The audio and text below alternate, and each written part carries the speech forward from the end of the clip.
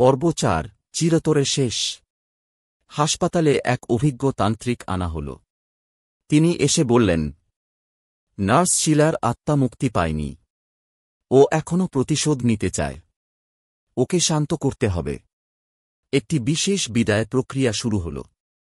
গভীর রাতে তান্ত্রিক শ্মশানের মাটি, গঙ্গার জল আর কিছু মন্ত্রপাঠের মাধ্যমে আত্মাটিকে বিদায় জানানোর চেষ্টা করলেন। ওয়ার্ডের বাতি জ্বলতে নিভতে লাগল। জানালার কাঁচ কাঁপতে লাগল এবং আচমকা এক নারীকণ্ঠে চিৎকার শোনা গেল, আমার রক্ত, আমার প্রতিশোধ। তান্ত্রিক আরও জোরে মন্ত্র পড়তে লাগলেন। বাতাসে যেন এক বিকট শক্তির তরঙ্গ ছড়িয়ে পড়ল। হঠাৎ সব নিস্তব্ধ হয়ে গেল। পরদিন থেকে আর কেউ নার্স শিলাকে দেখতে পেল না।